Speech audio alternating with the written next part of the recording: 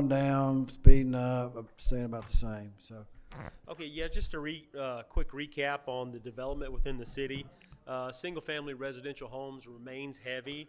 We have approximately 61 houses going up on Graston Avenue. That's the Graston multifamily development that consists of 3 and 2-story townhomes along with single-family dwellings. Building plans were approved for Fountain Avenue next to Sweet Bay Apartments for 15 cottage homes. That'll be utilizing the HPR, which is a horizontal property regime, basically Yeah. that says there's no lot lines. It's condos, all community yeah. property. Hold on. What's that? Called condos. HPR, a horizontal property regime. It's the Tennessee Condominium Act. And that's on Fountain? Fountain Avenue next to Sweet Bay Apartments. Is Yes, that- there's a parcel there zoned okay. R. Kind of like a zero lot line No, type it's, of it's thing? no lot line. There's no lot lines whatsoever. It's a Basically, condo. Okay. It's a condo. Oh, Yeah. They're okay. utilizing HPR on it. So what happens when you utilize something like that? It requires HOA within that type of development because the owner of that property owns nothing but what's underneath the foundation to the sky. The rest of the property is maintained by a third party to landscape. Where's so this yeah. property? It's on Fountain Avenue next to Sweet Bay Apartments. I don't remember the exact address. I got so many addresses going through my head. So And Mike, it's adjacent to Sweet Bay Apartments. Michael, you might tell them that the building codes are different for horizontal property versus straight apartments. Yes, they And can be townhouses. because of the fact that these houses sit so close together. Developers realize that once you try to really just get a high density development in there, you have to start rating these outside exterior walls. Once you get closer than 3 feet to an adjacent home, then you got rated walls both outside and inside of these structures with no openings on those sides. So they've learned how to move. I won't say manipulate that, but adjust the houses to where the fact they don't have to Is this rate gonna be those like walls. across the street with the on the other side of Fountain where they knocked all that flat? No, but it's in that vicinity. It's right before the curve, right there, before you're going up on Fountain Avenue. Then Sweet Bay's on your right. There's a small single-family dwelling on about 4 acres. Believe it or not, it's a fairly large lot that's going to have about 15 homes on it. And then phase 2 of Hummingbird Village is underway. You guys are aware of that one. I think the total build on that's 140 something plus. They got 84 houses left to go. So we're looking at probably How another- many? 84. Wow. Yeah. So we're looking at probably another year and a half, 2 years of building down there. So like I said, single family remains strong, and that does not include. There was some rezoning that came through recently on the Beulah Drive. Obviously, there's a huge parcel up there, 10 acres. We don't know what they're going to end up doing with that one. As it sits right now, they could put single-family homes on that one. So, but we don't know. So there's a multifamily zoning request, or is it straight? Is it straight development? Well, now? there was. All those were denied Okay. because it was such a high density being put into the Beulah area around there. So they were looking at anywhere from, I think, the first time it was 3 apartment complexes, 160 something units, would introduce a large amounts of traffic to Beulah and Eads in that area around there. But Planning Commission and City Council, those are denied in there. So, and there is the JDSI did rezone this old Seahorse Farms property that is currently zoned for townhomes, and they're slated to be 2-story townhomes. About I think approximately 116 in that area. I think it is, Melissa, somewhere around there. So that one's been quiet for a while. So Where is that one? that's the old Seahorse Farms. Okay. Yeah, that parcel, it was rezoned several years back when Jay had it. Yeah. I don't know if he still has it or not, but yeah, that's we're still looking at approximately 116 homes there. Where's So- Seahorse Farms? Frawley Road. Oh, okay. It's right after like your Garland town, the village of Frawley Lakes. Then you got Garland Estates, I think it is, and Seahorse Farms on there. Isn't that one of the last cow pastures we had in the city? It's one of the last. There's actually 2 or 3 more, so yeah, they're still around, which is good. It's nice still having the agricultural area around here. So yeah, I mean that kind of sums up a little bit of the residential. As far as the commercial goes, obviously you guys know the pad's ready back at City Hall for the new town place. I do have the plans in review right now for the expansion of the community center, which is going to bring that into a full court, basketball arena. Panda Express is, they begin on their property as well. So the footings were poured and the slab were poured last week as well. And let's see here.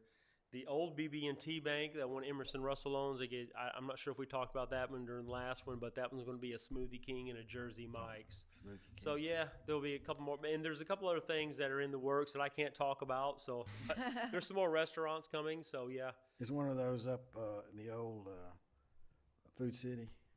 what's that? Is one of those up at the old Food City on the west end? Mhm. Okay, you can't talk about that.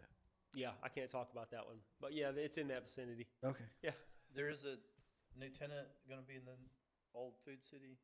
I haven't heard anything about that one yet. Urban Story Ventures has been relatively quiet on that one. I know they're in the works. I do know that, but I haven't heard much from them.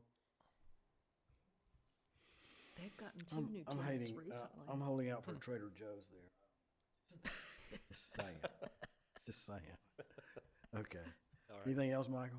That about sums it up. Well, hey, one more thing. Yeah, so MPL Construction finally acquired the 4 odd something acres where the northbound Cloverleaf to enter on 75. So that's going to be integrated into Camp Jordan Parkway as well. So that'll be a new build site as well for Oh, that really? area. Mhm. That's like behind Bass, between yeah, so Bass south Pro, of Bass Pro. between Bass Pro and the rest areas, sort of. Behind No, it? it's actually further. It's further towards the south. So if where the old Cloverleaf used to be, where you'd enter I-75 going northbound. So that's between Bass Pro and Ringold. You got it. Mitch. Okay. That empty lot right there. Okay. Yep, that huge empty Oh, lot. wow. Mm-hmm. That'd So be they've The acquired that. South side of the Cloverleaf from Bass North- Pro? South side of Bass Pro. Northeast side of the Yeah. inter- Where there used to be a interstate. Cloverleaf Yeah, there used to be a Cloverleaf before there. they reworked Exit 1. You got it. Mm-hmm. And it's gonna be what? That I don't know yet. Oh. I know they've acquired it. It took them a long time to get that from TDOT, so So it'd be more commercial property. I would assume it retail. would be if they're going to incorporate it into Is it? to Camp Jordan Parkway. Is Yeah, it zone commercial now? Should be. it is. Yeah, Yeah, it's definitely interstate related though. Probably be a gas station. I don't know. I guess- could be. That's all I have though. Thanks. Yes, Hey, I know we've had a long meeting, but we're supposed to do continuing ed as per state law. Anyway, what I did was I made some copies of the ordinance, and I think I've got the wrong one. Let's see, where did I give that to you? Oh, here it is. I got it.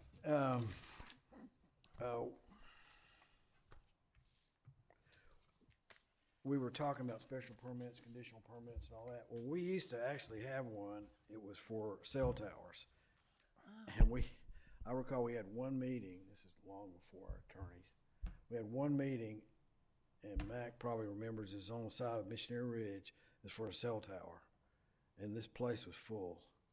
And it was a conditional permit that we were to issue, Board of Appeals. Well, I think we denied it. I think that's how that worked out. But as soon as we got that finished, the city attorney went to work and got it out from under our purview. So we did not have to do cell towers anymore, which was, thank goodness, because it was an awful night. Again, we talked about delegated authorities, and on this first page of this continuing ed that I gave you on page 26, talks about all the standards that we have to look at when we're doing these. So that's sort of what we went through tonight. But if you look on page, the handout 2, it says handout 2 at the top. We can grant certain things, which are, I just went through the ordinance and tried to pick out some things which were out of the ordinary for our normal reviews.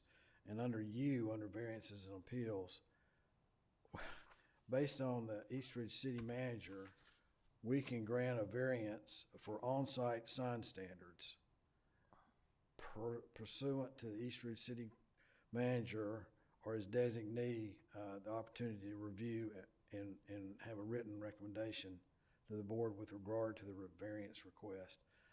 I hadn't seen that in the ordinance, and I was surprised that we had that authority, but it's granted to us in the ordinance that we can review on-premise signs, not off-premise signs, but on-premise, not like billboards, but on-premise signs. I guess when they're relocating signs, or they've got an existing sign they want to put to a certain location or something, or maybe a certain size.